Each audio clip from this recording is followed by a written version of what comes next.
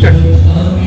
সেটা তো আমি বলতে পারবো না, পেলে পারছে না, কারণ আমি এর মধ্যে দর্শকরা যারা দেখছে তারাই যদিও আমাদের রেটিং সেটা বলে না যে দাম কাটছে, তা না হলে ব্যবসাটা চলতো না, তা না হলে জানেন ওই প্রোডাক্টটা বাজারে শেষ একটা প্রশ্ন করবো, একাধিক ধারাবাহিক আপনি লিখেছেন, বর্তমান যে ধারাবাহিক সেখানে সামাজিক কিছু অবক্ষয়ের চিত্র বেশি পরিস্ফুট হচ্ছে, যেরকম একাধিক বিবাহ সম্পর্কিত বা পরকীয়া সম্পর্কিত, সেক্ষেত্রে সমাজে তো একটা বাজে বার্তাও তো যাচ্ছে। সমাজে ঘটনাগুলো ঘটে থেকে মানুষ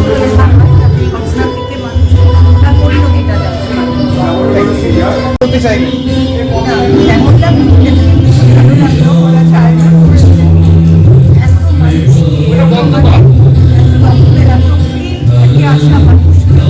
একসঙ্গে করেছে, একটা বিরাট ব্যক্তিত্ব। আর আমার যেটা বলা বা এটা আমি করে দেখছিলাম, এর মধ্যে মেয়েদের সব ছেলে মেয়ে যারাই আছে এমপাওয়ারমেন্টের একটা ব্যাপার আছে, অর্থাৎ ভবিষ্যতে ওরা একটা আগ্রহ পেতে পারে এবং প্রত্যেকের ব্যক্তিত্বের পটেনশিয়াল ডেভেলপমেন্ট করার জায়গা থাকে, ওরা সেই সোশ্যাল ওয়ার্কটাও শুধু আরেকটা প্রশ্ন রাখবো, ইতিমধ্যে নির্বাচন আবহ চলছে, আপনি মহিলা কমিশনেও রয়েছেন, এবছরের নির্বাচন কিভাবে দেখছেন? একেবারে নিরপেক্ষ একটা বডি, নির্বাচনের সঙ্গে তার সরাসরি কোনো যোগাযোগ, অতএব এই বিষয়ে কথা বলা যায় না। একটা অন্যরকম অনুষ্ঠান হচ্ছে, নির্বাচন যেমন হয় হতে পারে এবং নির্বাচন হবে, আমি একজন ভোটার, আমি আমার নাগরিক অধিকার দিদি ভীষণ আনন্দ হচ্ছে, এত ভালো লাগছে দেখে। আর মানে বাচ্চাদের প্রোগ্রাম দেখছি, ছেলেমেয়েদের দেখছি, খুব সুন্দর, খুব ভালো লাগছে, খুব এনজয় করছি। কারণ সবসময় সব স্কুলের প্রোগ্রাম এত সুন্দর ডিসিপ্লিন হয় না, এখানে বেশ মানে ভালো লাগছে দেখে। দিদি আগামী প্রজন্মকে শিখেছি, দিদি আগামী প্রজন্মকে কি বার্তা দেবেন? আগামী প্রজন্মকে শুধু বলবো ধৈর্য ধরে ভালোবাসার সঙ্গে মন দিয়ে শেখো, আগে শেখো, আগে মানে বাবা মাদের বলবো, বাচ্চাদের তো বলবো না, বাবা মাদের বলবো যে মানে তারা যেন ধৈর্যটা বাচ্চাদের মধ্যে দেন, যে কবে স্ক্রিনে উঠবো, কবে টেলিভিশনে মুখ দেখাবো, কবে পর্দায় সিনেমার পর্দায় মুখ দেখাবো, এইটা যেন আশা না থাকে।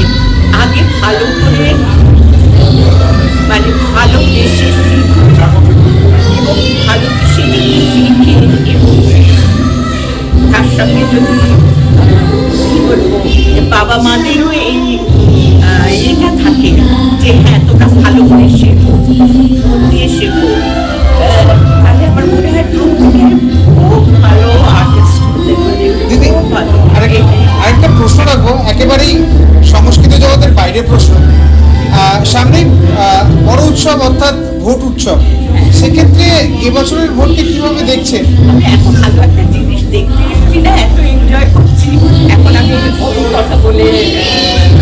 দিদি আর একটা প্রশ্ন আমার, মানে ওর ভালো হোক, সব ভালো হোক, শান্তি মানে শান্তি বজায় থাকুক, যেন কোনো অশান্তির কারণ না হয়, কোনো জায়গায় যেন অশান্তির কারণ না হয়, সবাই যেন সুস্থভাবে ভোট দিক সেইটা চাই। দিদি আর একটা প্রশ্ন হচ্ছে, দিদি আগে আপনাদের সময় যে সিনেমার একটা মানুষ দর্শক খুব মন বান ধরে দেখতো, কিন্তু এখনকার আধুনিকতার এত ছোঁয়া লেগেছে যে অনেকে সিনেমা না দেখে উঠেও চলে যায় এবং নানা রকম মুক্তি করে, কি বলবেন? কি করে অনেক রকম মুক্তি করেন এবং এই সেই মনের মধ্যে দানা বাঁধে না এখনকার সিনেমা, কি বলবেন?